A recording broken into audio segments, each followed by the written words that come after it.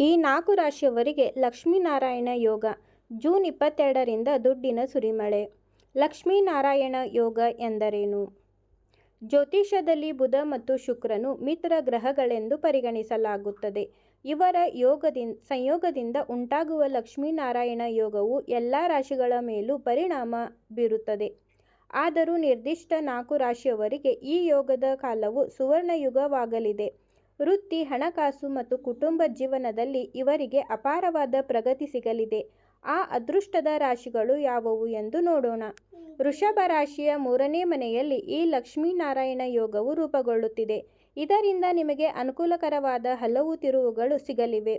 ಕುಟುಂಬದಲ್ಲಿ ಶುಭ ಸಮಾಚಾರಗಳು ಬರಲಿವೆ. ಧೈರ್ಯ ಮತ್ತು ಆತ್ಮವಿಶ್ವಾಸ ಹೆಚ್ಚಾಗಲಿದೆ. ಉದ್ಯೋಗ, ಕಚೇರಿಯಲ್ಲಿ ನಿಮ್ಮ ಪ್ರತಿಭೆಗೆ ತಕ್ಕ ಮನ್ನಣೆ ಸಿಗಲಿದೆ. ದೀರ್ಘಕಾಲದ ಕಠಿಣ ಪರಿಶ್ರಮಕ್ಕೆ ಪ್ರತಿಫಲವಾಗಿ ಬಡ್ತಿ ಅಥವಾ ಸಂಬಳ ಹೆಚ್ಚಾಗುವ ಸಾಧ್ಯತೆಯಿದೆ. ಮಿಥುನ ರಾಶಿ, 2ನೇ ಮನೆಯಲ್ಲಿ ಧನಸ್ಥಾನ ಬುಧ ಶುಕ್ರ ಸಂಯೋಗವು ನಿಮಗೆ ಅಪಾರ ಸಂಪತ್ತು ತಂದುಕೊಡಲಿದೆ. ನಿಮ್ಮ ಇಂಪಾದ ಮಾತಿನಿಂದಲೇ ಹಲವು ಕಾರ್ಯಗಳನ್ನು ಸಾಧಿಸುವಿರಿ.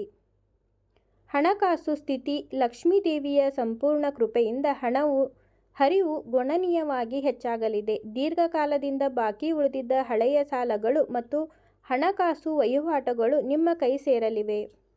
ವೃತ್ತಿ, ಉದ್ಯೋಗವನ್ನು ಹುಡುಕುತ್ತಿರುವವರಿಗೆ ದೊಡ್ಡ ಕಂಪನಿಗಳಿಂದ ಉತ್ತಮ ಉದ್ಯೋಗಾವಕಾಶಗಳು ಹುಡುಕಿಕೊಂಡು ಬರಲಿವೆ.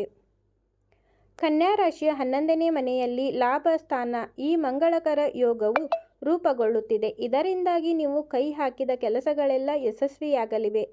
ನೆನೆಗುದಿಗೆ ಬಿದ್ದಿದ್ದ ಸರ್ಕಾರಿ ಕೆಲಸಗಳು ಮತ್ತು ಆಸ್ತಿ ಸಂಬಂಧಿತ ವಿಷಯಗಳು ನಿಮಗೆ ಬಗೆಹರಿಯಲಿವೆ.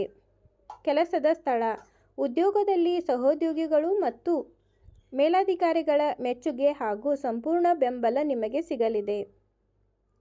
ವ್ಯಾಪಾರ, ಉದ್ಯಮಿಗಳು ತಮ್ಮ ವ್ಯಾಪಾರವನ್ನು ಮುಂದಿನ ಹಂತಕ್ಕೆ ಕೊಂಡೊಯ್ಯುತ್ತಾರೆ. ಹಲವು ಮೂಲಗಳಿಂದ ನಿಮಗೆ ಆದಾಯ ಬರಲು ಪ್ರಾರಂಭವಾಗುತ್ತದೆ. ವೃಶ್ಚಿಕ ರಾಶಿಯ 9ನೇ ಮನೆಯಲ್ಲಿ ಭಾಗ್ಯಸ್ಥಾನ ಈ ಲಕ್ಷ್ಮೀನಾರಾಯಣ ಯೋಗವು ರೂಪುಗೊಳ್ಳಲಿದೆ. ಇದರಿಂದಾಗಿ ಅದೃಷ್ಟದ ಸಂಪೂರ್ಣ ಬೆಂಬಲ ನಿಮಗೆ ಸಿಗಲಿದೆ.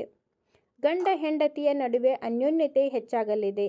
ಆರ್ಥಿಕವಾಗಿ ನೀವು ಅತ್ಯಂತ ಸದೃಢ ಸ್ಥಿತಿಯನ್ನು ತಲುಪುವಿರಿ. ಹೊಸ ಹೂಡಿಕೆಗಳು, ನೀವು ಈಗಾಗಲೇ ಮಾಡಿದ ಹೂಡಿಕೆಗಳಿಂದ ನಿರೀಕ್ಷೆಗಿಂತ ಹೆಚ್ಚಿನ ಲಾಭ ಸಿಗಲಿದೆ. ಹೊಸ ಉದ್ಯಮವನ್ನು ಪ್ರಾರಂಭಿಸಲು ಯೋಚಿಸುವವರಿಗೆ ಇದು ಸುವರ್ಣಕಾಲ. ಐಷಾರಾಮಿ ಜೀವನ, ಕಾರು, ಮನೆ ಮುಂತಾದ ಆಸ್ತಿಗಳನ್ನು ಖರೀದಿಸುವ ಯೋಗವಿದೆ.